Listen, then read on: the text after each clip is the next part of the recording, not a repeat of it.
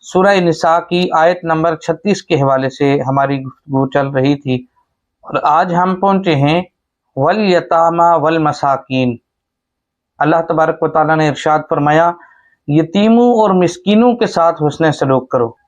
ہم جہاں بھی رہتے ہیں ہمارے ارد گرد بہت سارے ایسے مستحق لوگ ہوتے ہیں جو یتیم ہوتے ہیں، مسکین ہوتے ہیں، ہمیں ان کی معاونت کرتے رہنا چاہیے۔ خوشی غمی کے موقع پر ہمیں ان کو کبھی بھولنا نہیں چاہیے۔ اور جو شخص یتیموں اور مسکینوں کے ساتھ حسن سلوک کرتا ہے، نبی کریم صلی اللہ علیہ وسلم نے ان کے بارے میں کیا فرمایا؟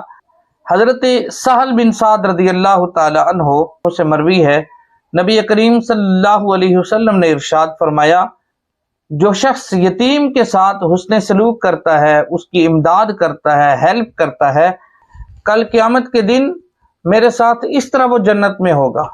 اور حضور علیہ الصلوۃ والسلام نے دونوں انگلیوں کا اشارہ کرتے ہوئے فرمایا کہ جس طرح یہ دو انگلیاں اکٹھی ہیں، اس طرح کل قیامت کے دن وہ میرے ساتھ جنت میں ہوگا۔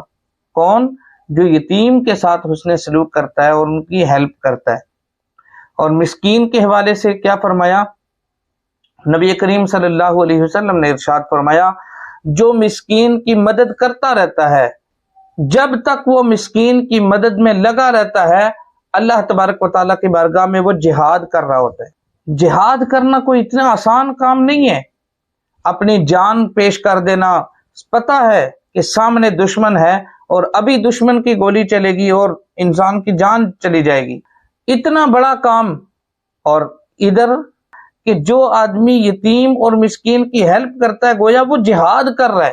ایک اور حدیث مبارکہ مجھے یاد آئی، نبی کریم صلی اللہ علیہ وسلم نے ارشاد فرمایا، جو یتیم کے سر پر شفقت کا ہاتھ رکھتا ہے، اللہ تبارک و تعالیٰ اس ہاتھ کے نیچے جتنے بال ہیں ان بالوں کے برابر اس کے گناہوں کو معاف کر دیتا ہے۔